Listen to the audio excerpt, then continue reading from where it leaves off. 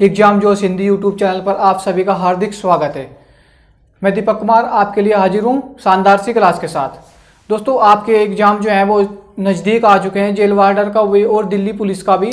तो अब अपनी तैयारी को बिल्कुल भी डिस्टर्ब ना होने दें, कंटिन्यू डेली पढ़ते रहें। ठीक है साथियों, आज हम पढ़ेंगे प्रीवियस ईयर के प्रश्न संख्या पद्धति पर आधारित, जो कि आपके एग्जाम में पूछे जा चुके हैं। दोस्तों जो भी टॉपिक होता है वो कोई से भी एग्जाम के लिए गणित सब में लगभग सेम आता है। ऐसा नहीं समझिए क्लास सिर्फ एनटीपीसी या रेलवे ग्रुप डी के लिए है। आप इसको दिल्ली पुलिस, यूपीएसआई, जितने भी आपके एग्जाम होते हैं उन सभी के लिए क्लास महत्वपूर्ण होने वाली है।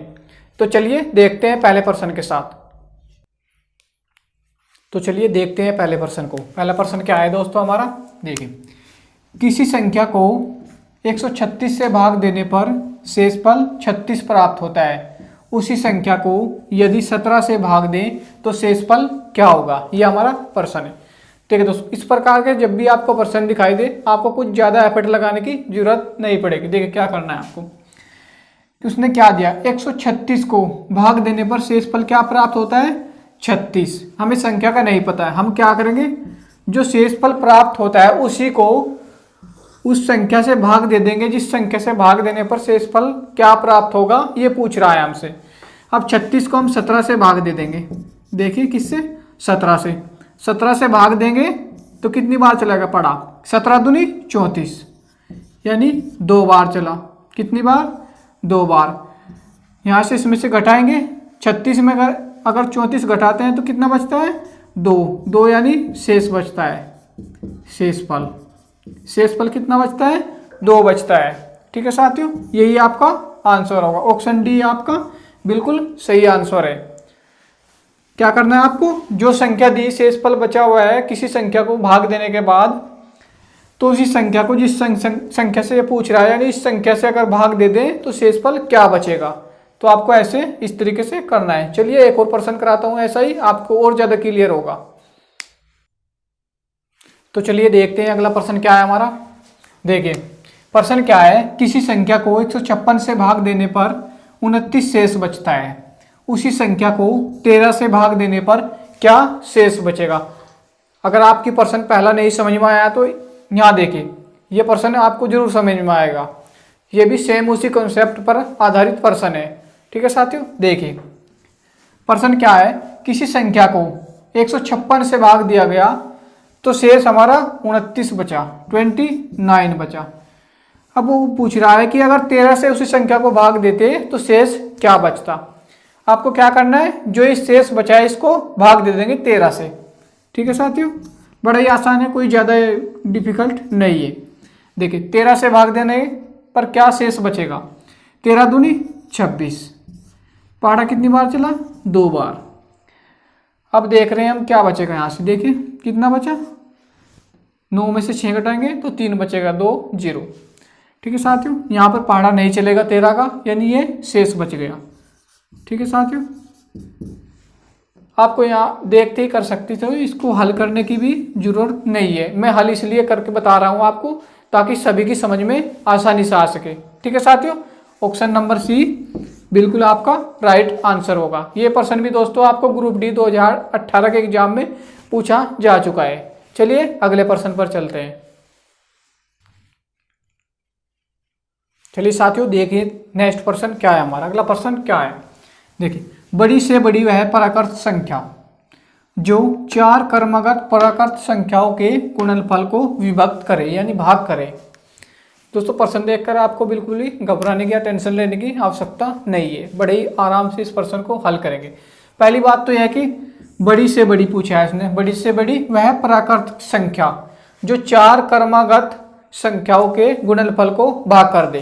ठीक है साथियों, प्राकृत संख्या क्या होता है, प्राकृत संख्या जो है 1 से शुरू होती है।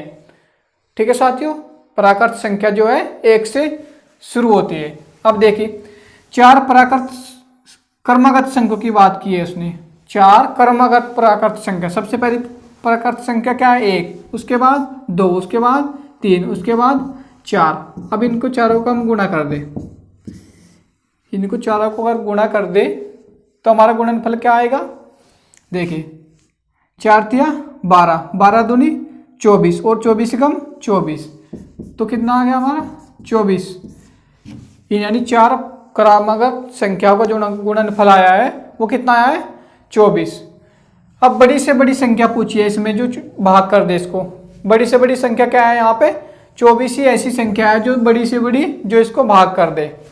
ठीक है साथियों, 120 भी दिया है, आप कहोगे 120 भी संख्या है, लेकिन 120 इसको भाग नहीं कर पाएगी क्योंकि ये छोटा नंबर है इससे भी। ठीक है साथियों, तो आपका ऑप्शन जो है सी बिल्कुल सही उत्तर है। दोस्तों ये प्रश्न भी आपसे एनटीपीसी 2010 में पूछा गया है। ठीक है साथियों, प्रश्न आपकी समझ में आ गया होगा। ठीक है साथियों, चलिए नेक्स्ट प्रश्न पर चलते हैं। तो चलिए अगले प्रश्न पर चलते हैं। दोस्तों वीडियो कैसी लगती है आपको कमेंट बॉक्स में ज़रूर बताया करें, और दोस्तों वीडियो अच्छी लग रही हो तो वीडियो को लाइक करना ना भूलें साथियों। और अभी तक चैनल पर नए हैं आप, चैनल को सब्सक्राइब नहीं किया है तो कृपया चैनल को सब्सक्राइब कर लीजिए। आपको बहुत ही अच्छी वीडियो और अच्छा कंटेंट आपको मिलता रहेगा चैनल पर। चलिए देखिए प्रश्न क्या है हमारा। 2 अंकों की संख्या, 2 अंकों की कोई संख्या है दोस्तों, अंकों के योग यानी उसके जो अंकों का योग है वो 3 गुना है संख्या के, तथा संख्या में 45 जोड़ने पर प्राप्त संख्या के अंकों का क्रम पलट जाता है। ये उसकी शर्तें हैं। 2 अंकों की कोई संख्या है, उसका जो योग है वो संख्या से यानी 1 गुना है, यानी वो संख्या उससे अंकों के योग से 3 गुनी है। ठीक है साथियों, समझ गए होंगे आप। और यदि उसमें 45 जोड़ दे तो उस संख्या के जो है अंक आपस में पलट जाते हैं, ढाई का इकाई हो जाता है, इकाई का ढाई हो जाता है। ऐसा संख्या ने शर्तें दी हैं। तो पहली शर्त के मुताबिक देखते हैं। चलो, अगर उस संख्या के अंकों का योग 3 गुनी हो जाती है वो संख्या उस अंकों के योग से। चलिए देखते हैं पहले में कितनी होगी। 7 और 2 कितने होंगे 9, हम देख रहे हैं 9 8 72, ये तो 8 गुनी है, ये संख्या हो ही नहीं सकती। ठीक है साथियों, ऑप्शन बेस पे हम इसको हल करेंगे, बहुत ही आसान पड़ेगा, इजी भी होगा। देखिए 3 और 2 5, 5 छंग 30, ये तो लगभग 6 गुने से भी बहुत ज़्यादा है। उसका जो शर्त है जो उसके अंकों का योग है वो उससे 3 गुनी है अंकों के योग से।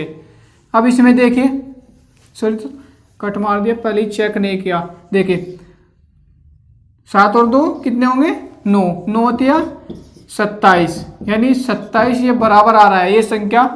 चलिए इसमें भी देख लेते हैं।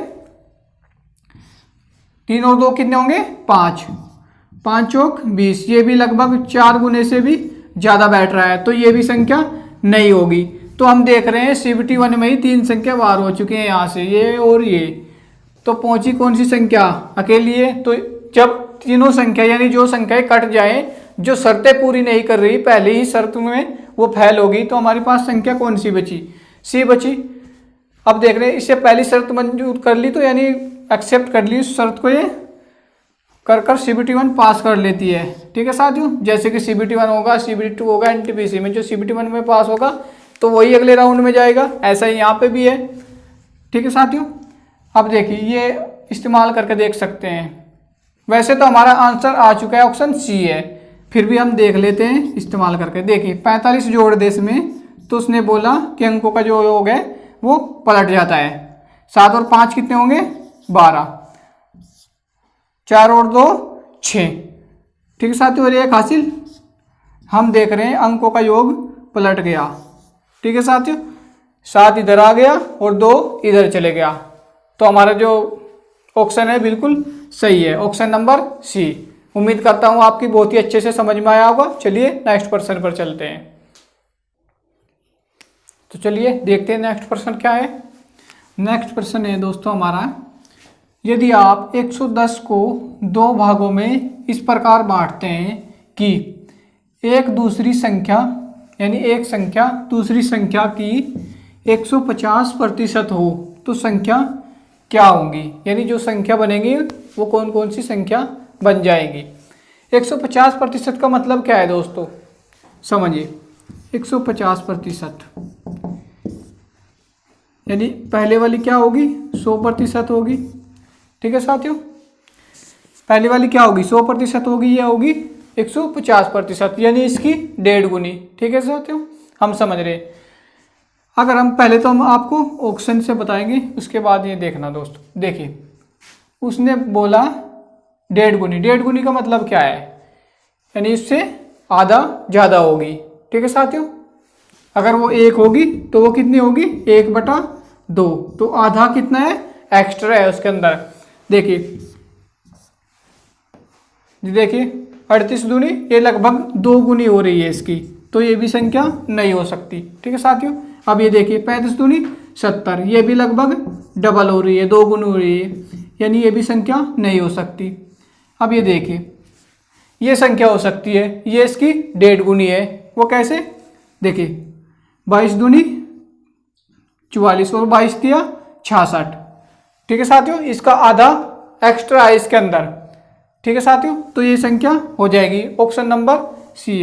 डी देखिए ये भी इससे 2 गुने से बहुत ही ज़्यादा है, तो ये भी नहीं होगी। हम ऑप्शन से बड़ी आसानी से पता कर रहे हैं कि ऑप्शन नंबर सी हमारा आंसर होगा।